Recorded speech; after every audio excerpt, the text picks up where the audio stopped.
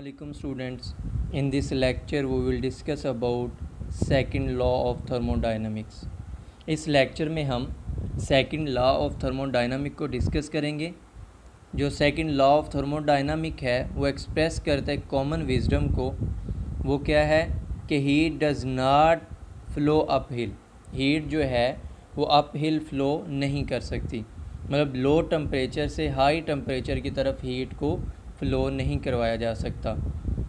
तो इसी को जो है वो प्रिसाइज़ करती है क्लॉजियस स्टेटमेंट। क्लॉजियस स्टेटमेंट क्या है कि कोई भी थर्मोडायनामिक ट्रांसफॉर्मेशन ऐसी नहीं है कि जिसका इफ़ेक्ट ये हो कि वो लो टेम्परेचर जो है रेजरवायर से हीट ले और हायर टेम्परेचर रेजरवायर को हीट डिलीवर कर दे।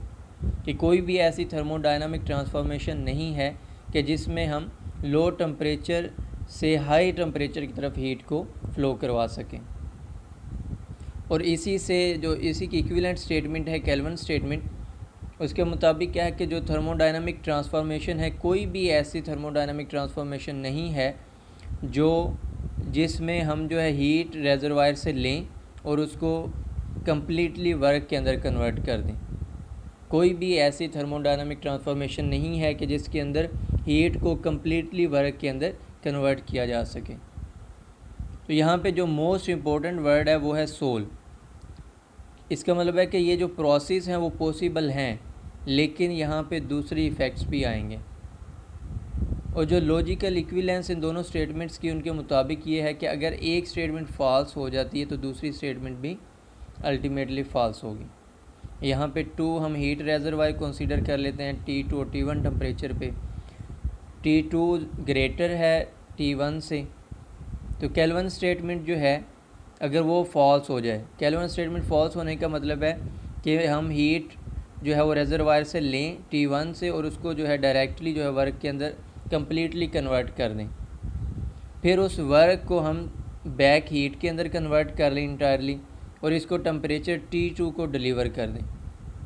तो फर्स्ट स्टेटमेंट गलत जो है फॉल्स होने का मतलब है कि हमने T1 से लिया और कम्प्लीटली वर्क के अंदर कन्वर्ट कर दिया, तो इसका मतलब है केल्विन स्टेटमेंट हमने फॉल्स कर दिया। फिर हमने उस वर्क को बैक हीट के अंदर कम्प्लीटली कन्वर्ट किया और टेम्परेचर T2 को डिलीवर कर दिया। T2 जो है वो हायर टेम्परेचर था, तो हीट जो है लो वाले से होके हाई टेम्परेचर में फ़्लो हुई है। तो इसका मतलब है सेकंड जो क्लॉजियस स्टेटमेंट है वो भी निगलेक्ट होगी। अब अगर क्लॉजियस स्टेटमेंट फॉल्स हो जाती है, क्लॉजियस स्टेटमेंट फॉल्स होने का मतलब है कि हीट Q2 जो है फ़्लो हुई है अप हिल, मतलब T1 से हमने लो टेम्परेचर से हाई टेम्परेचर की तरफ हीट को फ़्लो करवाया Q2 को। फिर हमने कॉर्नेट इंजन इन दोनों टेम्परेचर के दरमियान जो है कनेक्ट कर दिया, तो उसमें जो है T2 से उसने Q2 हीट ली और रिटर्न कर दी कुछ हीट जो है वो T1 को। Q1 जो है हीट T1 को कन्वर्ट कर दी। अब जो नेटवर्क आउटपुट है, मतलब Q2 हमने जो है वो ली थी, Q1 हमें आउटपुट पे मिली है, तो वर्क डन क्या होगा Q2 माइनस Q1। तो अमाउंट ऑफ हीट जो Q2 Q1 है वो वर्क के अंदर कम्प्लीटली जो है कन्वर्ट हो गई है। यहाँ पे कोई दूसरा इफ़ेक्ट नहीं आया। तो ये जो है फिर केल्विन स्टेटमेंट को कॉन्ट्राडिक्ट करती है कि जिसके अंदर वर्क को कम्प्लीटली जो है हीट को कम्प्लीटली वर्क के अंदर कन्वर्ट नहीं किया जा सकता। एटॉमिक व्यू के अंदर अगर हम देखें, एटॉमिक स्केल पे जो हीट है, हीट ट्रांसफ़र है, वो रिप्रेजेंट करती है एक्सचेंज ऑफ एनर्जी को। कि हीट जो है अगर इन होती या आउट होती है उसकी वजह से उसकी एनर्जी जो है एटम्स के सिस्टम की वो चेंज होगी, तो उससे एनर्जी का एक्सचेंज होगा। और वो एनर्जी कहाँ पे रिज़ाइड करती है? रैंडम मोशन ऑफ एटम्स में। कि अगर हम हीट देते हैं तो उससे उसकी एनर्जी जो है वो ज़्यादा हो जाएगी। एनर्जी ज़्यादा होने का मतलब एटम्स की जो रैंडम मोशन है वो ज़्यादा हो जाएगी। तो इसका मतलब है हीट जो है वो क्या है? एक रैंडमनेस फॉर्म ऑफ एनर्जी है, एनर्जी की एक रैंडम फॉर्म है। और जो वर्क है, परफॉर्मेंस ऑफ वर्क, वो रिक्वायर्स करती है ऑर्गेनाइज्ड एक्शन ऑफ एटम्स। इसका मतलब है जो वर्क है वो ऑर्गेनाइज्ड फॉर्म ऑफ एटम्स है या ऑर्गेनाइज्ड फॉर्म ऑफ एनर्जी है, ऑर्डर फॉर्म ऑफ एनर्जी है। और हीट जो है वो डिसऑर्डर फॉर्म ऑफ एनर्जी है कि हीट से रैंडमनेस एटम्स की बढ़ती है और वर्क से एटम्स की ऑर्डरनेस बढ़ती है।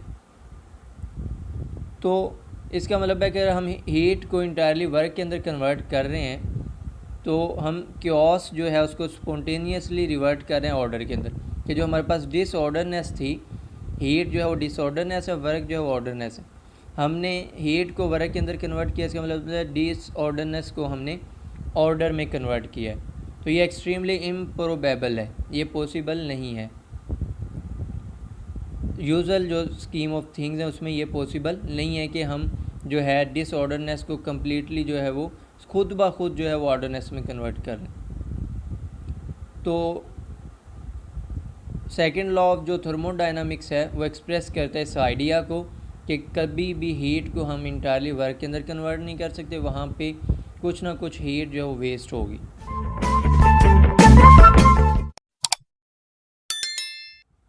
तो इसी जो है इसकी एप्लीकेशन देखते हैं सेकेंड लॉ ऑफ थर्मोडायनामिक्स की, जो कि कॉर्नेट साइकिल है या कॉर्नेट इंजन है। तो कॉर्नेट साइकिल क्या है, इसको हम डिस्कस करते हैं। जो साइक्लिक ट्रांसफॉर्मेशन होती है, साइक्लिक का मतलब है एक साइकिल के अंदर, क्लोज साइकिल के अंदर, वहाँ पे जो फाइनल स्टेट होती है वो सेम होती है जैसे इनिशियल स्टेट। लेट्स सपोज हमने यहाँ से साइकिल प्रोसेस स्टार्ट किया था और दोबारा यहाँ पे आ गए, इसका मतलब है जो फाइनल और इनिशियल स्टेट है वो सेम है।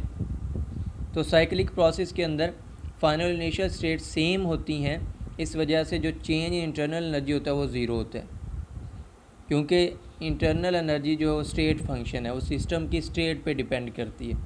अब सिस्टम जो है यहाँ से उसकी स्टेट थी इनिशियल, दोबारा यहीं पे आ गया, सिस्टम की स्टेट चेंज नहीं हुई। जब स्टेट चेंज नहीं हुई इसका मतलब इंटरनल एनर्जी में भी कोई चेंज नहीं आएगा।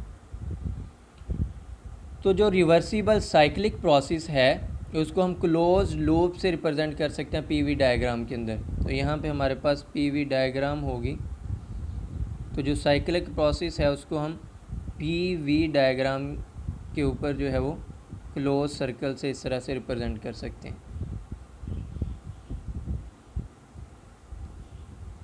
तो यहाँ पे जो है एरिया जो होता है उस लूप का वो टोटल वर्क डन देता है bye the system in one cycle, कि एक साइकिल में वहाँ पे सिस्टम ने कितना वर्क किया है वो इस क्लोज्ड पाथ का जो एरिया, इसके अंदर जो एरिया है वो देता है हमें कि सिस्टम ने इस वन साइकिल के अंदर कितना वर्क डन किया।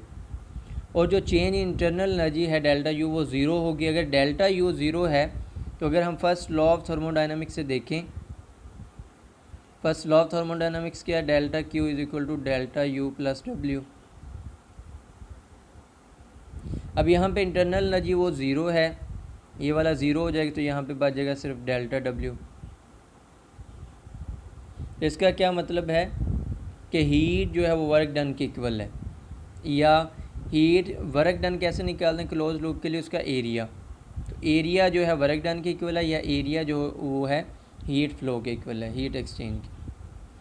तो यहाँ पे it is equal to the heat absorbed. तो जो एरिया है वो इक्वल है work done by the system और वो इक्वल होगा heat absorbed by the system.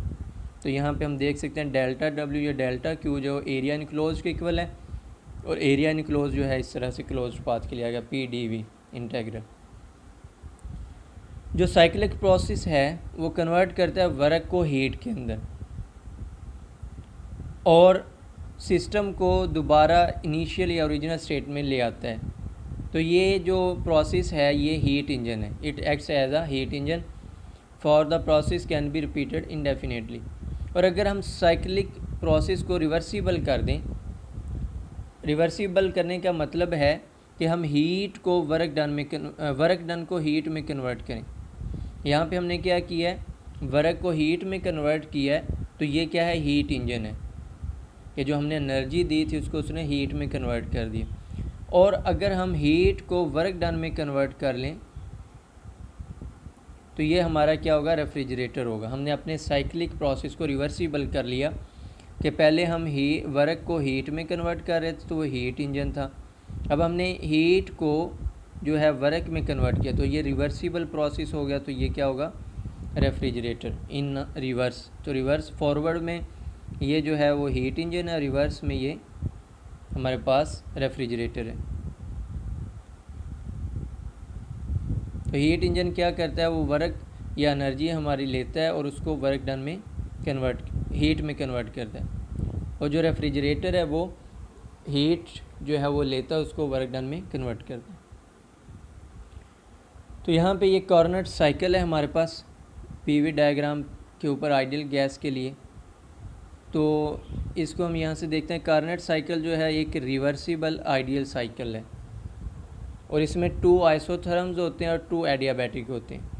मतलब 2 आइसोथर्मल प्रोसेस होते हैं, 2 एडियाबैटिक प्रोसेस होते हैं।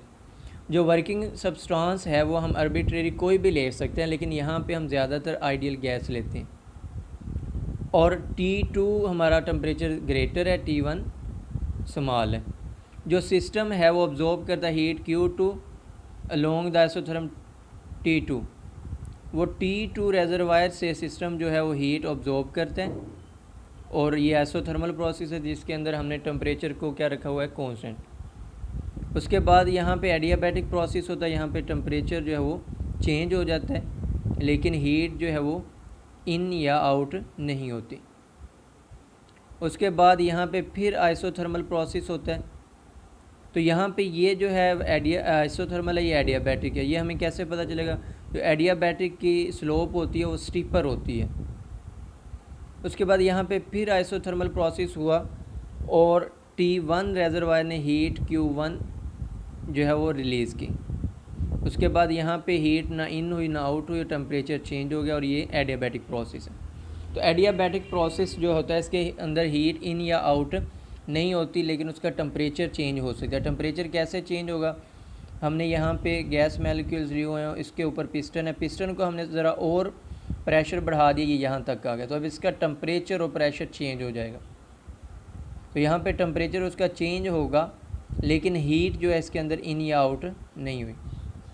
और जो हमारे पास आइसोथर्मल होता है उसके अंदर हमने टेम्परेचर चेंज नहीं होने देना होता। तो वो क्या होता है, उसको हम जो है स्लोली करते हैं। जैसे लेट्स सपोज हमने इसको पिस्टन को प्रेस किया, प्रेशर बढ़ाया, तो इसकी वजह से यहाँ पे टेम्परेचर इंक्रीज़ कर गया। अब टेम्परेचर तो हमने कांस्टेंट रखना है, तो फिर हम क्या करते हैं, इस प्रोसेस को जो है वो स्लोली करते हैं ताकि जितना टेम्परेचर बढ़ा है उतनी हीट जो है यहाँ से फ़्लो आउट हो जाए, तो जिसकी वजह से इसका टेम्परेचर वही रहेगा। तो यहाँ पे जो है हम सिस्टम जो है अब्जॉर्ब करते हैं हीट Q2, उसके अंदर T2 के अंदर, और T1 रेजरवायर से हीट जो है वो Q1 जो है वो रिजेक्ट कर देता है। और फर्स्ट लॉ ऑफ थर्मोडायनामिक के अंदर जो नेट वर्क डन है वो क्या होगा, जो हीट हमने इन की है और जो हीट आउट हुई है, बाकी जो हीट यूज़ हुई है वो किस में कन्वर्ट हो जाएगी, वर्क डन में। तो ये इनपुट हीट थी, ये आउटपुट थी। आउटपुट हीट जो वो कम है क्योंकि कुछ हीट जो है वो किस में कन्वर्ट हो गया, वर्क डन। तो ये जो इनका डिफरेंस आएगा वो हीट किस में कन्वर्ट हुई, वर्क में। और वन साइक्लिक प्रोसेस के अंदर सिस्टम जो है Q2 हीट लेता है हॉट रेजरवायर से और परफॉर्म करता है वर्क डन W, और बाकी जो हीट होती है वेस्ट हीट Q1 जो वो कोल्ड रेजरवायर को दे देता है। तो ये प्रोसेस बेसिकली होता है हीट इंजन के अंदर। तो यहाँ पे जो है एफिशिएंसी है जो कार्नट इंजन की, तो यहाँ पे क्या हुआ बेसिकली हीट इंजन के अंदर जो इन डिफरेंस था इनकी हीट का, वो किस में कन्वर्ट हुई है, वर्क डन में। यह हमारा जो वर्क डन है वो किस में कन्वर्ट हुआ है, हीट। तो जो एफिशिएंसी है कार्नट इंजन की, इसको इस तरह से डिफ़ाइन करते हैं। ईटा जो एफिशिएंसी है ऊपर हम लेते हैं आउटपुट।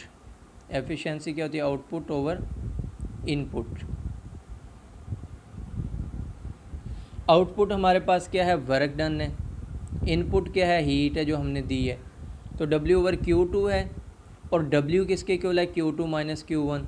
तो यहाँ पे लिखेंगे W की जगह पे Q2 माइनस Q1 और डिवाइडेड बाय Q2। यहाँ पे हम दोनों के नीचे जो है लहदा से डिवाइड कर देते हैं Q2 को। तो क्या आ जाएगा, यहाँ पे ये कैंसिल होके 1 आ जाएगा, 1 माइनस ऊपर Q1 ओवर Q2 ये आ जाएगा। तो एफिशिएंसी ये आ गई। तो एफिशिएंसी जो है वो 100% तब होती है अगर हीट जो है वेस्ट जो है वो ज़ीरो हो, Q1 ज़ीरो हो जाए, कि हीट जो है वो कोल्ड रेजरवायर के अंदर फ़्लो ना हो। तो यहाँ पे अगर हम Q1 को 0 कर देते हैं तो ये सारे का सारा 0 हो जाएगा, तो ईटा यहाँ से क्या आ जाएगा, एफिशिएंसी जो 1 आ जाएगी। इसको परसेंटेज में कन्वर्ट करें तो 100 से मल्टीप्लाई करेंगे तो क्या आ जाएगा 100%। तो इसकी एफिशिएंसी परसेंटेज एफिशिएंसी 100% तब होती है जब वो Q1 जो है कोल्ड रेजरवायर को हीट इजेक्ट ना करे, हीट वेस्ट 0। लेकिन हमने सेकंड लॉ ऑफ थर्मोडायनामिक्स के से देखा था कि ये पॉसिबल नहीं है, इम्पॉसिबल है। हमने जो है जो केल्विन स्टेटमेंट थे उसमें हमने देखा था कि ये पॉसिबल नहीं है कि हम जो है वो हीट दें और वो कम्प्लीटली वर्क डन के अंदर कन्वर्ट हो जाए। तो यहाँ पे हमारे पास केल्विन स्टेटमेंट थी कि कभी भी ऐसा नहीं हो सकता कि हीट रिजर्वायर से हम हीट लें और वो हीट जो है कम्प्लीटली वर्क के अंदर कन्वर्ट हो जाए। तो यहाँ पे Q1 0 होने का वहाँ पे मतलब क्या बन रहा था कि हमने Q2 जितने की जितनी दी है वो सारी की सारी वर्क डन में कन्वर्ट हो गए। इसको कहते हैं 100% एफिशिएंसी, कि जितनी आउटपुट थी उतनी ही इनपुट है। तो ये केल्विन स्टेटमेंट जो है सेकंड लॉ बता रहा है कि ये इम्पॉसिबल है, ये पॉसिबल नहीं है। तो यहाँ पे ये बेसिकली जो है सेकंड लॉ के मुताबिक ये फॉर्म होनी चाहिए कि ये हमारे पास जो है हाई टेम्परेचर रिजर्वायर है, यहाँ से सिस्टम हीट लेगा Q2, फिर कुछ हीट जो है वो वर्क डन में कन्वर्ट कर देगा और फिर बाकी हीट जो है वो कोल्ड रिजर्वायर में फ़्लो करवा देगा, इजेक्ट करवा देगा। तो बेसिकली ये जो है हीट जो है 2 रिजर्वायर के अंदर फ़्लो होना ज़रूरी है वर्क डन परफॉर्म करने के लिए। ये पॉसिबल नहीं कि यहाँ पे हीट जो है वो फ़्लो ना हो और सारे की सारी जो हीट है वो यहाँ से आए टोटल वर्क में कन्वर्ट हो जाए और यहाँ पे कोई हीट फ़्लो ना हो। तो ये इम्पॉसिबल है, ऐसा कोई इंजन जो है वो अभी तक नहीं बना। तो कार्नोट इंजन जो है वो ऊपर स्कीमेटिक डायग्राम से दिखाया गया, ये जो अभी देखा हमने 2.4। और यहाँ पे जो है एम्फसाइज हम कहते हैं कि जो वर्किंग सब्सटेंस है वो इरेलीवेंट है, क्या वर्किंग सब्सटेंस हम कोई भी ले सकते हैं।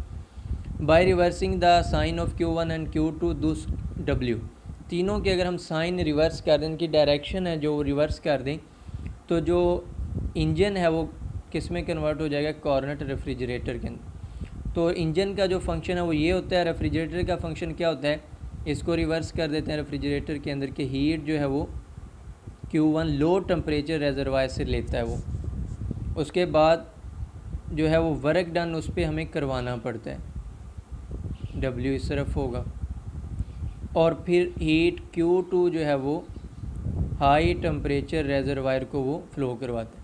मतलब रूम के अंदर जो है वो हीट कम होती है, वो उस कम टेम्परेचर से हीट उठाता है और कुछ हम उस पर वर्क डन एक्सटर्नल करवाते हैं और फिर वो जो है हाई टेम्परेचर रिजर्वायर जो बाहर सराउंडिंग है वहाँ पे टेम्परेचर को हीट को फ़्लो करवा देते हैं। तो ये नेचुरल प्रोसेस नहीं है, तो जो भी नेचुरल प्रोसेस नहीं होते वो स्पॉन्टेनियस नहीं होते, वो हमें एक्सटर्नली करवाने पड़ते हैं। तो यहाँ पे ये रेफ्रिजरेटर के अंदर जो है हमें क्या करवाना पड़ता है कि हीट जो है वो लेता है लो टेम्परेचर रिजर्वायर से और हाई टेम्परेचर रिजर्वायर की तरफ फ़्लो करवा देते हैं। तो ये हमारा बेसिकली टॉपिक था। नेक्स्ट इंशाल्लाह अगले लेक्चर में हम डिस्कस करेंगे। ओके जी।